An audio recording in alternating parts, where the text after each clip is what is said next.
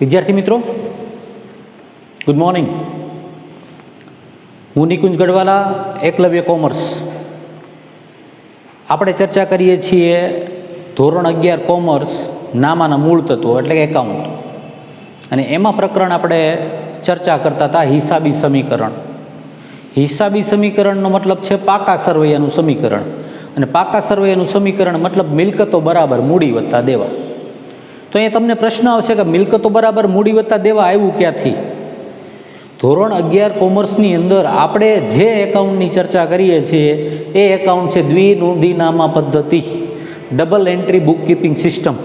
અને દ્વિનોંધીનામા પદ્ધતિ એટલે કે કોઈ પણ ધંધાકીય એકમ દ્વારા, કોઈ પણ વેપારી એકમ દ્વારા, કોઈ પણ ભાગીદારી પેઢી દ્વારા જ્યારે પણ કોઈ પણ આર્થિક વ્યવહાર કરવામાં આવે, એ આર્થિક વ્યવહારની ઓછામાં ઓછી બે અસર થાય છે, અને ઓછામાં ઓછા બે ખાતા ઉપર અસર થાય છે.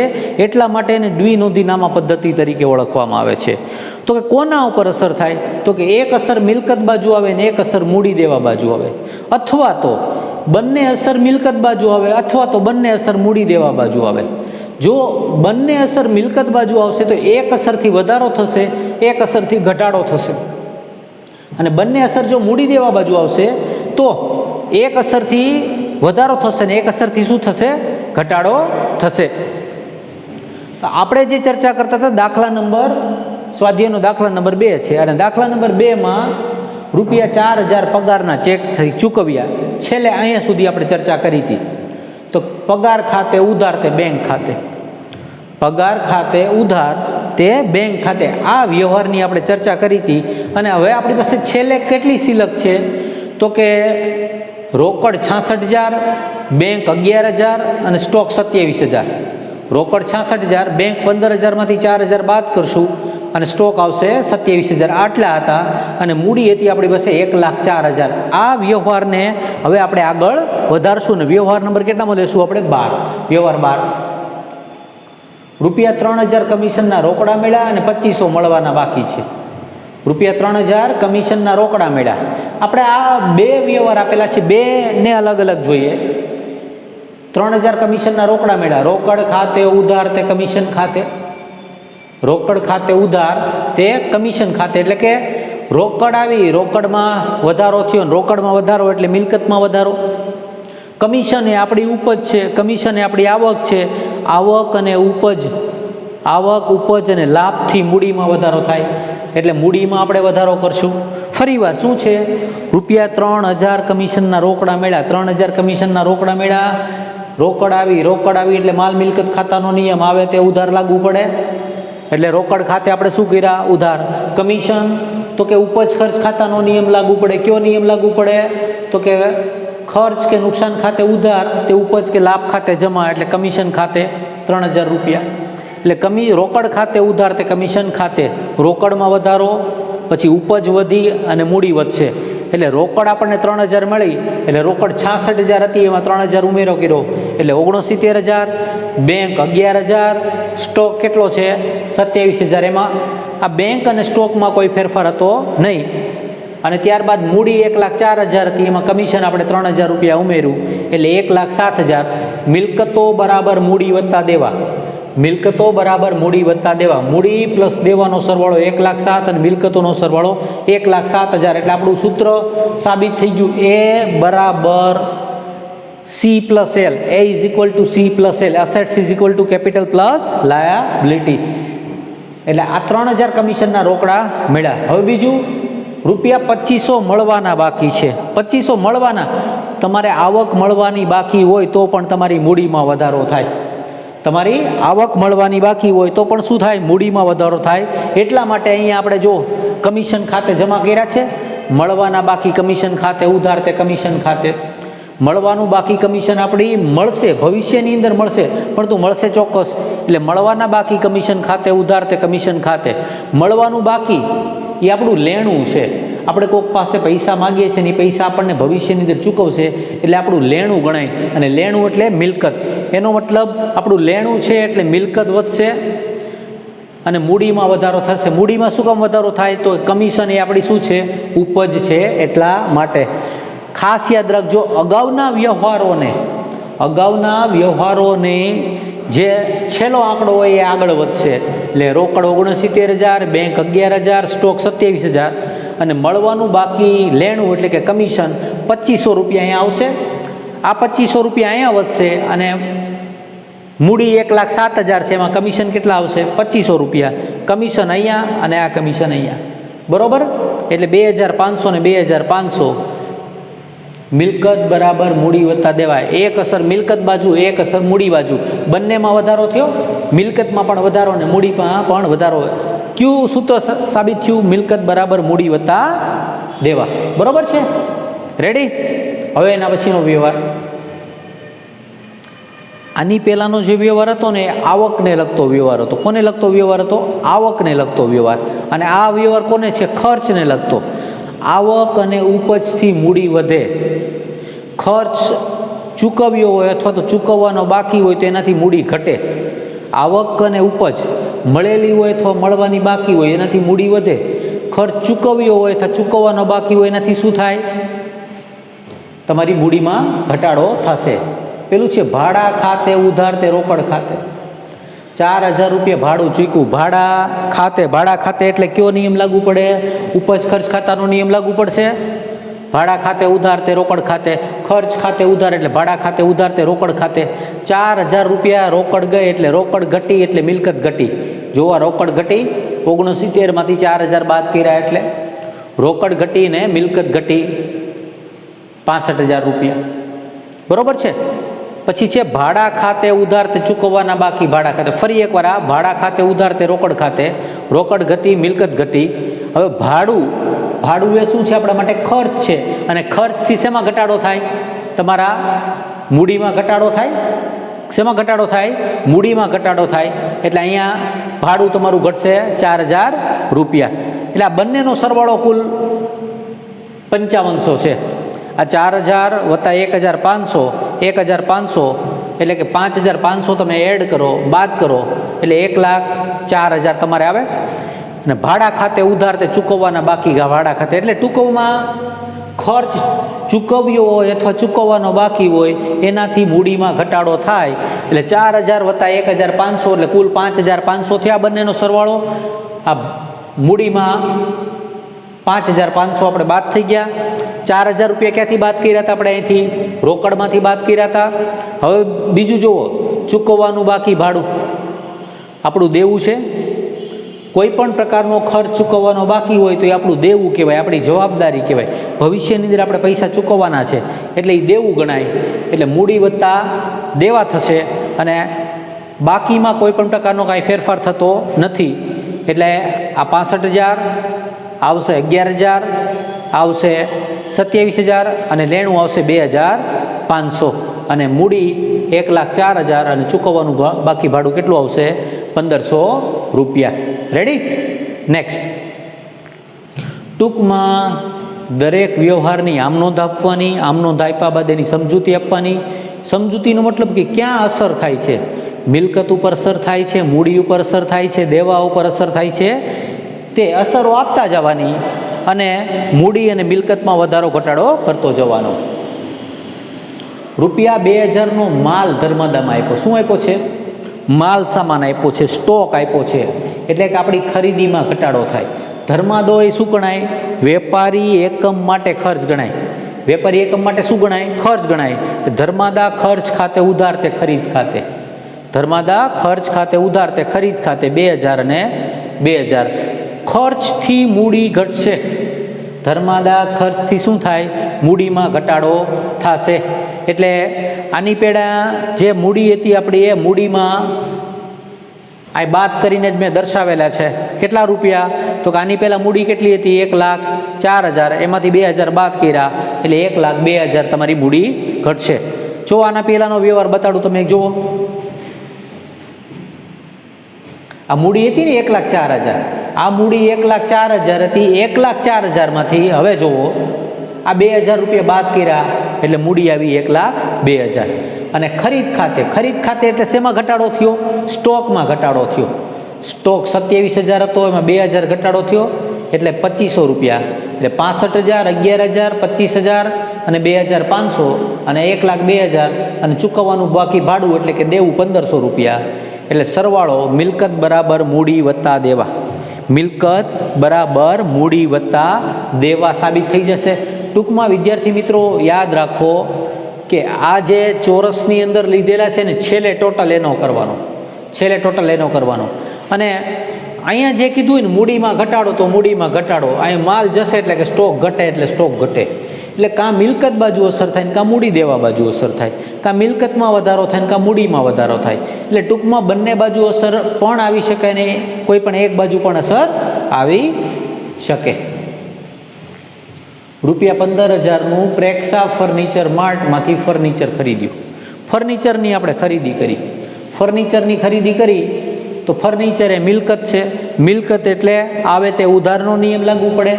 ફર્નિચર ખાતે ઉધાર 15,000, તે પ્રેક્ષા ફર્નિચર ખાતે, ફર્નિચર ખાતે ઉધાર તે પ્રેક્ષા ફર્નિચર ખાતે 15,000નું પ્રેક્ષા ફર્નિચર માર્ટમાંથી ફર્નિચર ખરીદ્યું. ઉધાર વ્યવહાર છે કારણ કે વ્યક્તિનું નામ આપેલું છે એટલા માટે. એટલે ફર્નિચર આવ્યું, ફર્નિચર આવ્યું એટલે મિલકત વધી, મિલકત બાજુ આપણે 15,000 રૂપિયા ફર્નિચરના દર્શાવવા પડશે. પ્રેક્ષા ફર્નિચર માર્ટમાંથી ઉધાર ખરીદી કરી, પ્રેક્ષા ફર્નિચર માર્ટમાંથી ઉધાર ખરીદી કરી એટલે આપણા દેવામાં વધારો થશે. આપણું દેવું પહેલાં કેટલા હતું? 1,500 હતું. હવે વધારો કેટલાનો થશે? પ્રેક્ષા ફર્નિચર માર્ટને 15,000 ચૂકવવાના થશે એટલે કુલ 16,500. હવે તમે જુઓ, રોકડ 65,000, બેંક 11,000, સ્ટોક 25,000, લેણું 2500 અને આ ફર્નિચર જે નવું આવ્યું તે 15,000. તમે જુઓ અગાઉના જે મિલકત છે, મૂડી છે, જે દેવા છે એની ઉપર જો અસર ન થતી હોય ને તો એ રકમ એમને લખી નાખવાની રહે છે, એમાં કોઈ ફેરફાર થતો નથી. એટલે ફર્નિચર 15,000, આ મૂડી 1,02,000, આ દેવું 15,000 વત્તા 1,000 એટલે 16,500. તમે એનો સરવાળો કરશો એટલે 1,18,500. ફરીવાર ફર્નિચર આપણે ઉધાર ખરીદ્યું, ફર્નિચર ઉધાર ખરીદ્યું એટલે ફર્નિચર આવ્યું એટલે મિલકત વધી, એટલે મિલકત બાજુ 15,000નો વધારો. અને સામે પ્રેક્ષા ફર્નિચર માર્ટમાંથી ઉધાર ખરીદી કરી હતી, ઉધાર ખરીદી કરી હતી એટલે જવાબદારી વધી, દેવું વધ્યું એટલે 15,000નો વધારો. એટલે ટોટલ આવશે 1,18,500. 15મા વ્યવહારના અંતે હવે પછીના વ્યવહારની અંદર આ બધા આંકડાઓ પાછા આપણે 1,02,000, આ 16,500 અને આ આંકડાઓ ધ્યાનમાં લેવાના રહેશે. નેક્સ્ટ, ₹6,000 દીકરીની કોલેજ ફી ભરી ધંધાના માલિક દ્વારા પોતાના અંગત ખર્ચાઓ ચૂકવવામાં આવે. દીકરા માટે, દીકરી માટે, એના મમ્મી માટે, પપ્પા માટે, સાસુ માટે, સસરા માટે, શાળા માટે કે સાળી માટે કોઈ પણ પ્રકારનો ખર્ચો કરવામાં આવે, અંગત ખર્ચાઓ કરવામાં આવે, પોતાની ફેમિલી માટે ખર્ચા કરવામાં આવે તો એને ઉપાડ ગણવામાં આવે છે. એટલે 6,000 રૂપિયા ઉપાડ થાય. ઉપાડ હંમેશા ઉધાર થાય, મૂડી હંમેશા શું થાય? જમા થાય. એટલે ઉપાડ ખાતે ઉધાર તે રોકડ ખાતે.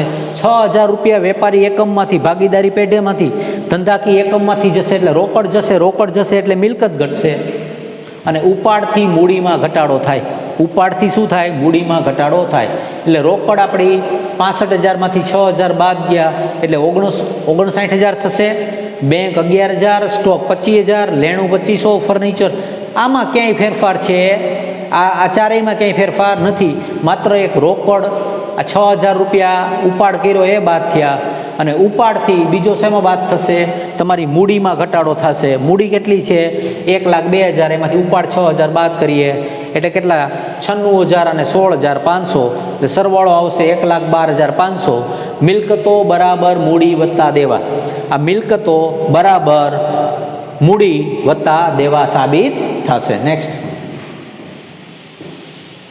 અહીંયા પણ બે વ્યવહાર આપેલા છે. કેટલા વ્યવહાર આપેલા છે? બે. એક ₹500 બેંકે વ્યાજના જમા કર્યા. આ આપણી આવક છે ને આ આપણો ખર્ચ છે. આ આપણી આવક છે ને આ શું છે? ખર્ચ. બેંકે બારોબાર તમારા સીધા ખાતામાં જમા થઈ જાય. આ તમારા ખાતાની અંદરથી કટ થઈ જાય. એનો મતલબ આમાં બેંક સિલક વધે, આમાં બેંક સિલક ઘટે. 500 બેંકે જમા કર્યા એટલે બેંક સિલકમાં વધારો ને બેંક સિલકમાં ઘટાડો. એટલે પહેલો વ્યવહાર આપણે લઈએ, બેંક ખાતે ઉધાર તે બેંક વ્યાજ ખાતે, એટલે બેંક સિલકમાં વધારો થશે. બેંક સિલકમાં વધારો ને બેંક વ્યાજથી મૂડીમાં વધારો થાય. બેંક વ્યાજથી શેમાં વધારો થાય? મૂડીમાં. એટલે પહેલાં તો અહીંયા રોકડ 59,000 અને બેંક 500 રૂપિયા આપણે વધારો કર્યો. અને બીજું શું વધારો થશે? મૂડીમાં વધારો થશે. કારણ કે બેંક વ્યાજ એ આપણી આવક છે, ઉપજ છે, એટલા માટે. એટલે બેંક શિલક વધશે અને શું વધશે? મૂડી વધશે. સરવાળો 1,13,500, 1,13,000 અને 1,13,000. માત્ર અગાઉના ટોટલમાં 500 રૂપિયાનો ફરક પડશે. અને હવે જુઓ, આ 96,500 છે. મૂડીનો ટોટલ કેટલો છે? 96,500. 96,500માંથી 200 રૂપિયા બેંક ખર્ચ આપણે બાદ કરીએ એટલે 96,300 આવે. 96,500માંથી 200 રૂપિયા બાદ કરશું એટલે 96,300. દેવું તો કે એમાં કોઈ પણ પ્રકારનો ફેરફાર છે નહીં. આ મૂડીનો સરવાળો, આ દેવાનો સરવાળો 16,500. અને આ બાજુ બેંક ચાર્જીસના 200 આપણા ખાતે ઉધાર્યા એટલે બેંકના જે 11,500 છે, 11,500માંથી 200 રૂપિયા એમાંથી પણ બાદ થઈ જશે.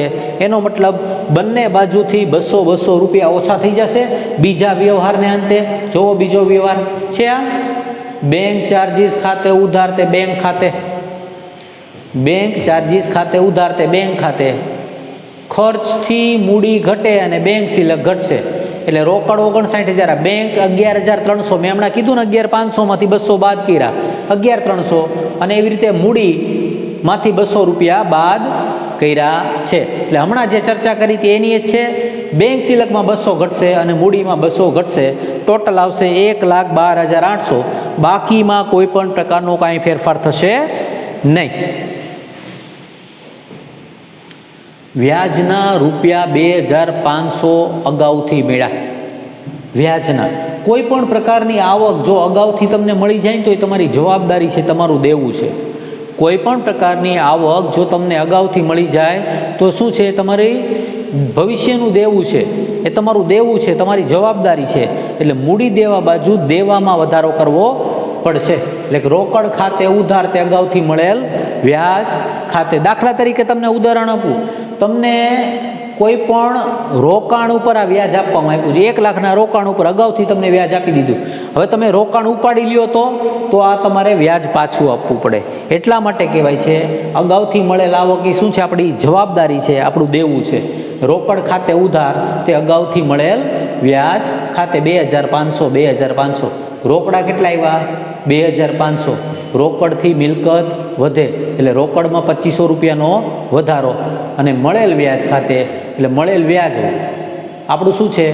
જવાબદારીમાં વધારો થશે, દેવામાં વધારો થશે. બરાબર છે? રેડી? અને ટોટલમાં તમે જુઓ, અહીંયા આ બાજુ આપણે 2,500નો, મિલકત બાજુ 2,500નો વધારો થયો અને દેવામાં 2,500નો વધારો થયો. કારણ શું છે? અગાઉથી મળેલું વ્યાજ એ આપણી જવાબદારી છે, આપણું દેવું છે, એટલા માટે. નેક્સ્ટ, જાહેરાત ખર્ચના રૂપિયા 2,000 અગાઉથી ચૂક્યા. જેવી રીતે કોઈ પણ પ્રકારની આવક આપણને અગાઉથી મળે તો એ આપણું દેવું કહેવાય. એમ કોઈ પણ પ્રકારના ખર્ચ આપણે જો અગાઉથી ચૂકવી દઈએ તો એ આપણી મિલકત ગણાય છે. દાખલા તરીકે તમે જે મોબાઈલનું રિચાર્જ કરાવો છો, તે મોબાઈલનું રિચાર્જ કરાવો 500 રૂપિયાનું, એટલે 3 મહિના માટે તમારે રિચાર્જ ચાલે. હવે તમે યાદ કરજો, તમારે કંઈક કોલ નહીં લાગતું હોય, તમારું નેટ નહીં હાલતું, એટલે આપણે કસ્ટમર કેરમાં ફોન કરીએ છીએ ને, કાંઈ તારું રિચાર્જ હાલતું નથી હરખું, નેટવર્ક હરખું નથી આવતું. કારણ શું કામ? તો કે 500 રૂપિયા તમે એડવાન્સમાં રિચાર્જના આપ્યા છે. એટલે એ તમારી શું ગણાય? મિલકત ગણાય. કોઈ પણ પ્રકારનો ખર્ચ અગાઉથી ચૂકવવામાં આવે એ મિલકત ગણાય. એટલે જાહેરાત ખર્ચ અહીંયા અગાઉથી ચૂકવ્યા છે તો અગાઉથી ચૂકવેલ જાહેરાત ખર્ચ ખાતે ઉધાર તે રોકડ ખાતે. 2,000 રૂપિયા રોકડા ચૂકવ્યા એટલે રોકડમાં ઘટાડો થયો હોય. એટલે 61,500 રોકડ હતી, એમાંથી ખર્ચ 2,000 ગયો એટલે 59,500. બાકી આમાં એકેય ફેરફાર નહીં. બેંક, સ્ટોક, લેણું અને ફર્નિચર એમાં કોઈ પણ પ્રકારનો ફેરફાર થશે નહીં. અને અગાઉથી ચૂકવેલ જાહેરાત ખર્ચ ખાતે ઉધાર 96,300 અને આપણું શું થશે? લેણું વધે. એટલે દાખલા તરીકે આ લેણું, આની પહેલાંનો વ્યવહાર તમે જુઓ, આ લેણું કેટલું હતું? 2,500 હતું.